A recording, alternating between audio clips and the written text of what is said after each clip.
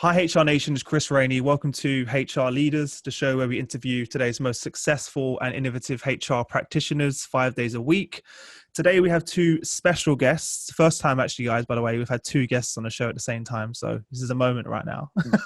I'm joined by Sam McNeil and Andy Sharpe from Songdivision. Guys, welcome to the show. How are you? Hey, Chris. Hey, Chris. Thank you for having us. Excited. Excited to have you guys here. Guys, fill in the gaps. Tell our listeners a little bit more about yourselves, the business, and your journey, I suppose, to where we are today. I'll start, I guess, with the business. So I'm Andy. We're both Australian, so just fair warning, Chris. But I started the business Songdivision back in 2003. Which was a bit of an accident. I was playing in a band actually in the UK during the whole Britpop era with AC/DC's record label, and which we had a great time. And then when the band eventually broke up, I ended up back in Australia and somehow was recruited by IBM, which I didn't really see coming. That is the complete opposite of what you just said to me. It was a complete opposite. Well, I'm quite well rehearsed at switching. I'd actually, before the band got signed, I'd been studying law for about 4 years, and then the band got signed, so I sort of went left. And then I went right again back to IBM and did 10 years with IBM in their global financing division, and they put me through an MBA, and that was in Sydney and in New York. And that was sort of my corporate experience, and that's where I learned about sales, marketing, corporate culture, team building events, which we're very involved in. Some of them were good, most of them were fairly excruciating, and I would sort of just disappear out the back of the room when they were on. But during that time with IBM, I was writing songs for pop stars in Australia, and as a result of that, Yothu Yindi, who is Australia's most, I guess, renowned Indigenous band, who put on a big festival in the north of Australia each year, asked me to do some songwriting workshops with the Indigenous school kids who attended the festival. So over the course of a week, I would get groups of around 20 teenagers, petrifying to start with, and as a group, we would create an original song together. And they didn't necessarily have any musical experience. Like a couple of them might have played a little bit of guitar. So I basically had to sort of create the process on the spot. So I'd ask the kids, does anyone play guitar? Can I have a couple of chords? So they'd play an E and an A, and I'd go, okay, they're the chords. And then, what style of music do you guys and girls like? And they'd say, we love reggae and gangster rap. So I go, well, let's do a reggae song with a gangster rap, breakdown, and then I'd just get them writing poems, basically couplets that rhymed and that told their story. So they'd write about, going fishing with their grandpa down at the river, or playing football, and then so we'd take all those poems, put them together, and as a group we'd perform this song. And I also had a sort of famous singer who'd had a couple of hits in Australia, a girl called Peter Morris with me, who's an amazing singer. So when she sings the song, it just sounds like a hit record. It sounds amazing. So, and then the kids sing along with her. And so, in the space of 2 hours, we would create an original song together from scratch, which is still a huge buzz for me and for the kids involved. And then we would record it and they'd perform it at the festival that night.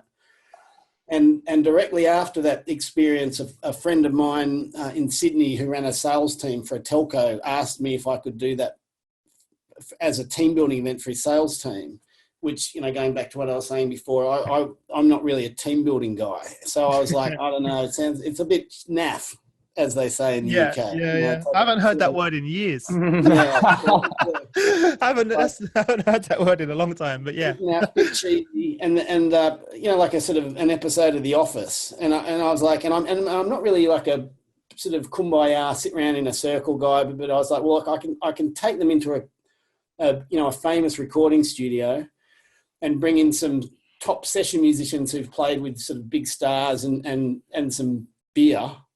and we can write a song. And we did it, and these were sort of, sounds like you designed that for yourself, basically. Exactly right. You're onto it, Chris. You know too much. And we, it was like a 3-hour team building session, and they're all, senior sales reps and executives, and we couldn't get them out of the studio. They loved it. And, at the start, they're a bit like, what's going on? I can't sing. And what we do is not really about singing. It's about creating this song together and then hearing it come to life. And at the end of it, we couldn't get them out of the studio. They're asking who's got the copyright of the song. We're all going to be rich, like delusional teenagers in a garage band, And so that was 2003, and that was the start of the business. I think because I'd recently done an MBA. I think that's my brain was in that sort of let's build a business mode. And it went from doing, a group of 20 or 30 in a recording studio to groups of 200, 500, 2,000. And so now we run events in 30 countries. We have, teams across the US, UK, Europe, Australia, Asia. We do about 150 events a year with the Fortune 500 companies. And we do basically design music programs, whether it's getting groups to write songs or working with HR departments, marketing departments, sales departments to bring their people together, help communicate key messages, and help the sort of retention of learning events. And that's where we're at. Wow. And Sam can tell his story. We took all the limelight now, Sam. Yeah, hard act to follow that one. Well, I just got to come in. I guess it was all very. It was really convenient for me, you might say. I was just finished my degree. I studied classical voice, so I've sung opera all my life. I spent 5 years with Opera Australia when I was younger, and I just finished a Bachelor of Voice or Performance, and was playing in a band, working for my parents' paralegal firm, and a mutual friend of Andy's and mine said, come and check out this band. The singer's he's pretty good, I think was the deal. Come check this guy out. So yeah, Andy came along and saw the gig, and then I think just coincidentally there was a Songdivision had an event with Microsoft that week or the following week for I think it was about 500 Microsoft staff. Who would be coming into their office, and the band were going to be set up that morning in the garage or in the car park of the Microsoft headquarters in Sydney, and we're going to write a song as they come in as part of I guess a team building day they were having. So I sort of said I'd love to come along and help and run around and help writing lyrics and setting up, and basically just fell in love with the concept, and just thought it was such a great idea, and just said to Andy, look, if there's any opportunities to get more involved, I'd love to keep in touch. And then sort of over the next 2 years, I helped out here and there on events in Australia, and then Andy sort of came to me and said, do you want to take on a sales role? Which I did, but I knew nothing about sales or I'd never really worked in that world. Which I think might have been a good thing. Sort of as far as Andy was concerned, that's great. I can teach you what you need to know. I just need someone who believes in the product and is passionate about music. Which you can't teach. Which you can't teach. You can't teach. And I definitely don't lack any skills in that department, because I am obsessed with music, and I'm subsequently pretty obsessed with Songdivision. So the passion was there, and the rest was just learn on the job. So I took on that role. Ended up basically selling and producing and delivering events in Australia as sort of creative director. And then 2 years ago, Andy wanted to set up a UK office and asked if I would be up for moving over here and doing that. And I've got a British passport, which worked in my favour as well. So yeah, now I'm general manager running UK and Europe. So here I am. And just to add, just so Sam doesn't, sound too boastful, but Sam MCs the big events with our clients. So, he's MC'd major events with, as I said, Microsoft, Google, Coca-Cola, Citibank, all around the world. And actually one of our, I guess, most memorable events Sam emceed was with Virgin and Sir Richard Branson for about 1,500 employees, which resulted with Sir Richard Branson going crowd surfing and then planting videos. And then planting a big kiss on Sam's cheek. So, yeah. That's a moment right there. That's why I haven't shaved or washed my face since. I think it's one thing that stood out from what you both said is how amazing it is that you've been able to take your passion and build a career out of it. Not many people can do that. And the fact that you've been able to, I think you're lucky in the sense that you had the commercial awareness and then you had the passion and you understand how you can combine them both. And most people can't do that. The corporate, like corporate folks going into the music world can be very cheesy, and musicians going into the corporate world can be a car crash. For various reasons. So all our team around the world have deep corporate L&D, event production, music industry background, and understand both worlds. And that is the realm that we live in.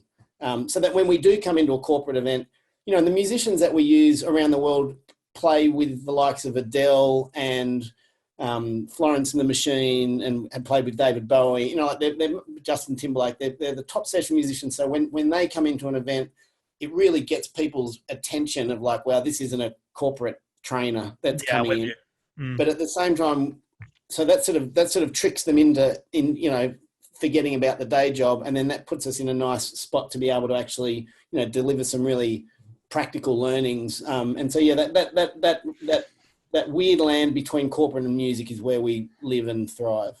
I kind of can relate to you guys. You guys know this, but before I joined the World Trade Group, which was my first job, I was a professional breakdancer.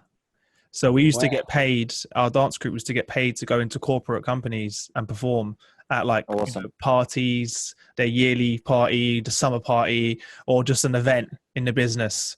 And we'll go in, and even my friends now will go into big corporate companies and teach fitness classes. Can we see you pop, Chris? Can we? What? You can see me do the wave. All right. Oh, here we go. Whoa. Oh, yeah. Still got it.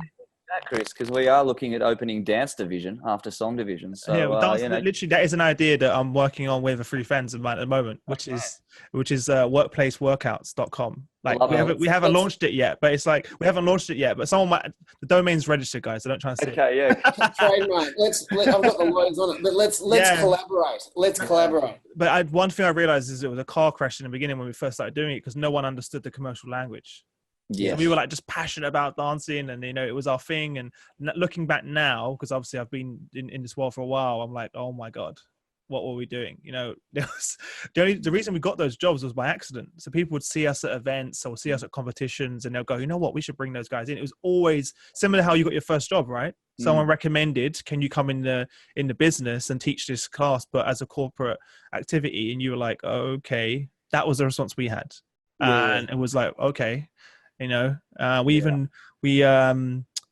at the CEO of Barclays' wedding. Wow. For example, like we used to get jobs like that. But I can kind of understand that. It's very similar.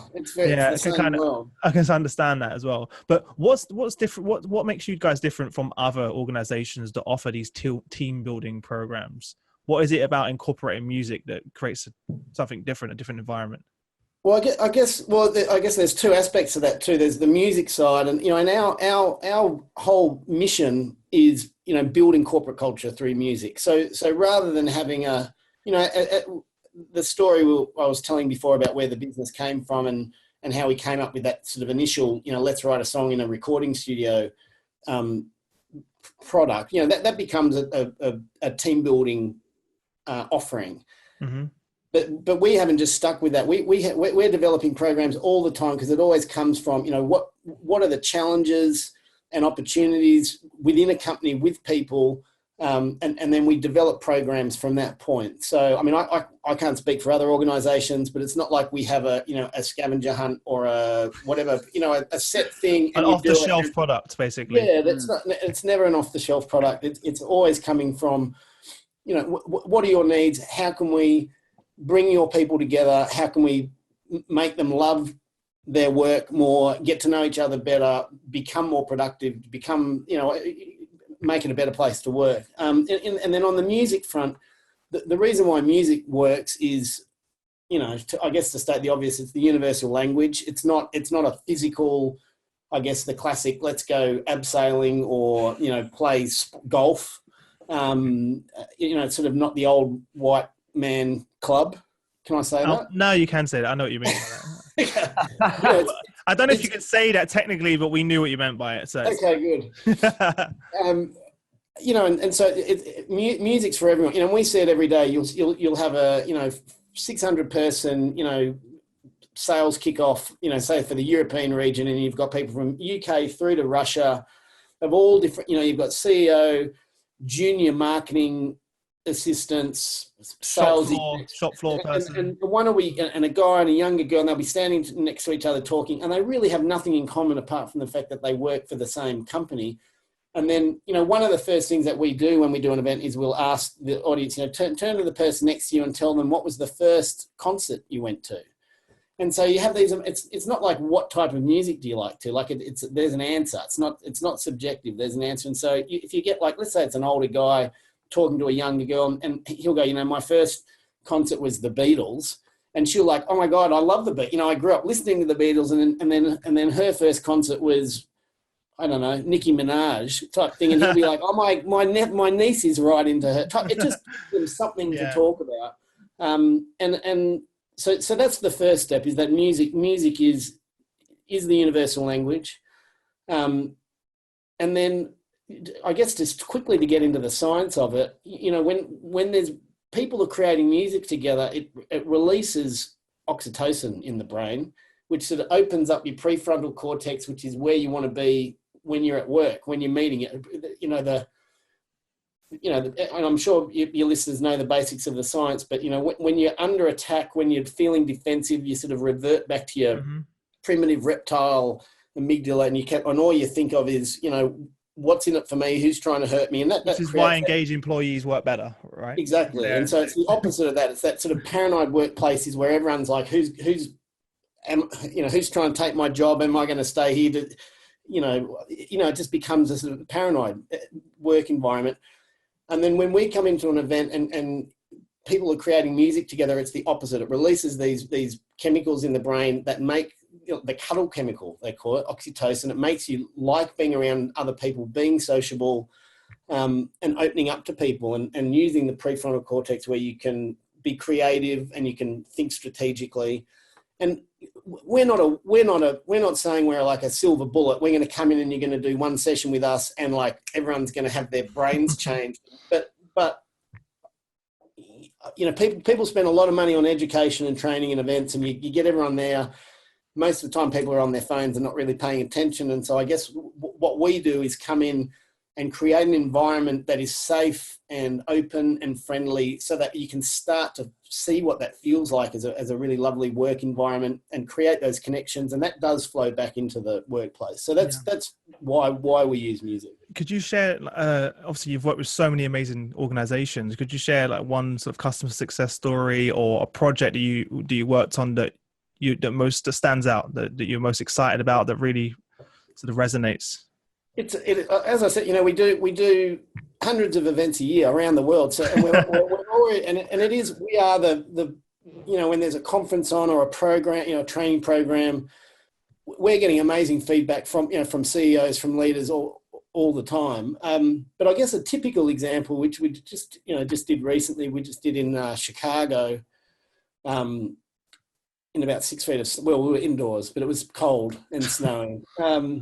And that was with, I won't say the name of the company, a big public biotech company that had just bought another company. So when we do a lot of sort of post-merger and acquisition work. Integrate the cultures together.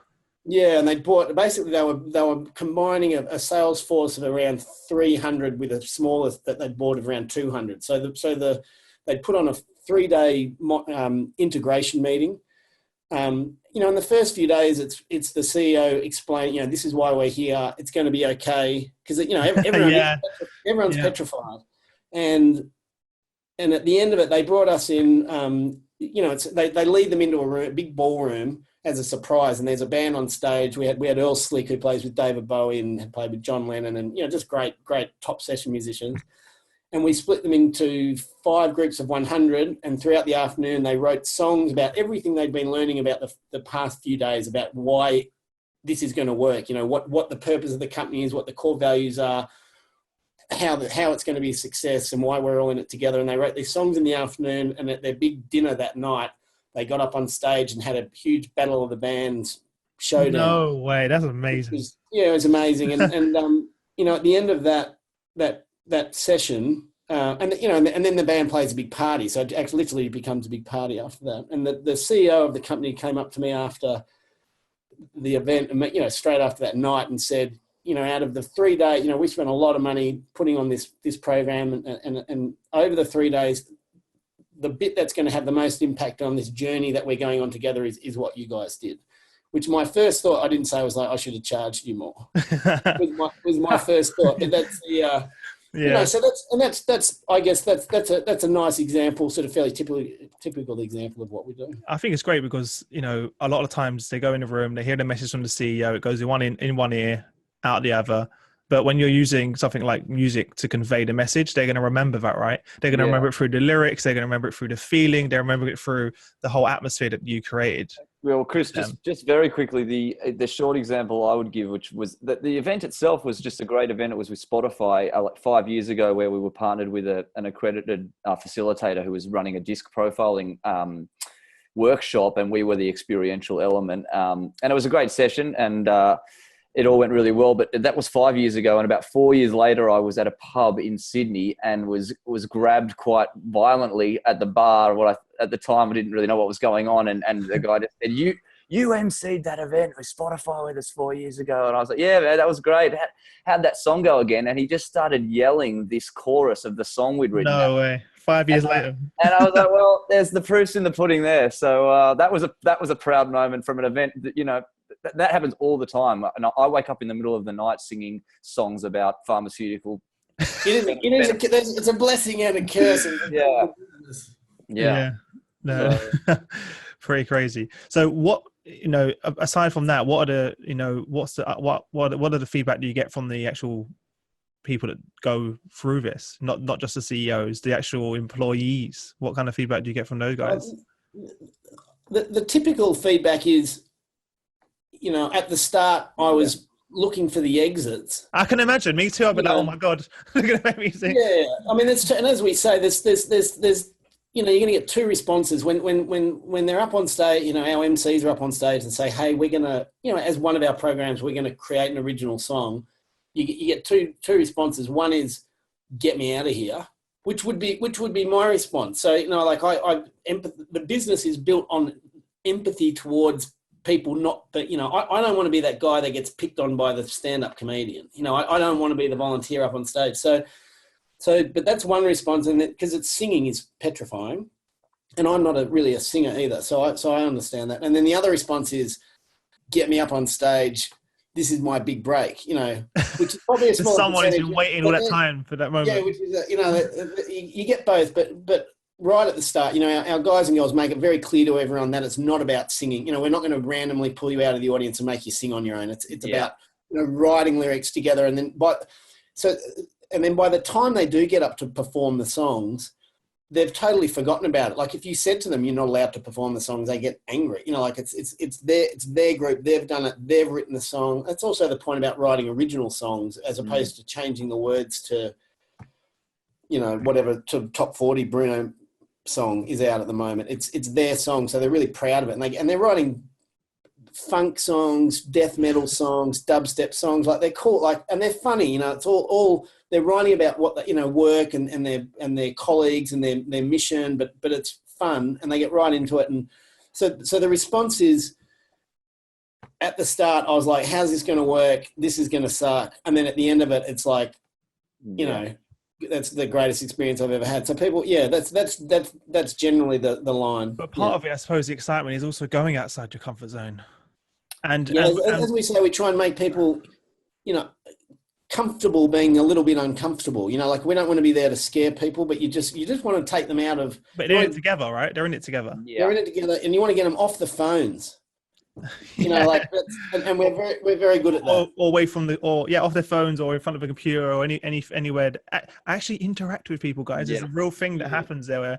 Where I probably hate that the most, actually, at most events or team building days. Even team building days where you're not even working as a team. I've been to team building days where we're not even working.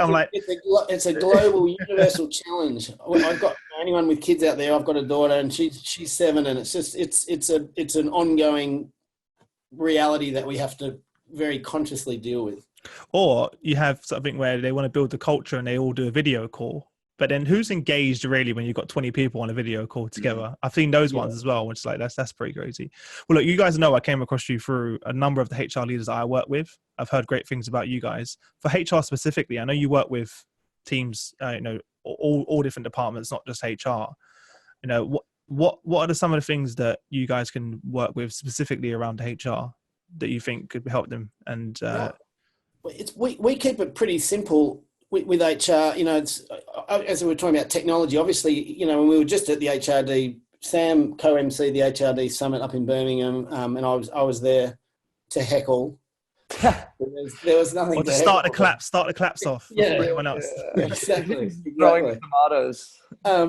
But it was, and for me, the two focuses, and also I guess in the latest Deloitte report goes in, it's technology. There's so much technology. Everything's changing so fast. And how do you, in terms of your people and performance, keep up with it? And so our focus is, and our skill is really simple, and it's just really helping businesses that already believe in the power of having a purpose for their company and core values, but maybe that not everyone's aware of it. They don't necessarily have buy-in. Like, can the leader walk down the hallway and ask anyone, hey, guys, what's the company purpose? What are our core values? And if people can't just say it straight off the top of their head and they don't live it and breathe it every day, you're not getting the most out of it. So our programs really are designed about helping leaders of all different levels work with their people to understand and believe in and embrace the company purpose and core values. Yeah. It's pretty simple. Yeah, it's pretty simple, but it's vital. I think people understand, understanding the why. I guarantee if you asked most businesses, employees, what is the why of your business, you get a different answer from everyone. Exactly. And, people aren't going on the website about us page, looking about what their company is about and their why. And and the why is what drives the purpose of the business, which drives the culture, which drives everything essentially. Absolutely. And there was an interesting fact, actually. Josh Burson, who was a keynote, who's now very much a fan of Sam's as well. They did an Insta hit for him at the Gala Awards where they write a song for him in 3 minutes. So he played him on stage to his own Insta hit. I think every time he speaks now, he expects a full band to play him on singing a song about him. But, one of the points he made was that, as a driver of, profitability and performance in employees, that culture has 3 times more impact than pay. Yeah. So you can pay them, and, I know I'm sort of stating the obvious, but yeah, so our focus is culture and making it the best sort of helping create an environment of, collaboration, creativity, communication, which sort of leads to an innovative, healthy culture. Fantastic. And where can where can our listeners understand more about the work you guys do? What's the best way for them to get in contact with you guys? The website. We've actually the website is www.songdivision.com, and that's we're actually about to launch a new one in 2 weeks, but it's there. There's a website there now. And the same for the UK? Yeah. Yeah, it's the UK and Europe, US, Australia, Asia. It's all it's all geo-based. It gets a bit confusing. I don't quite know how it works. It's slightly different wherever you're tuning in from. That's the URL. If you want it, you can email me also, and I can point you in the right direction depending on what part of the world you're in. But I'm just sam@songdivision.com. Perfect. And what if there's one piece of guidance you can give to other leaders out there in terms of building their culture? What would that be? I think you got to talk. Get out there and have conversations.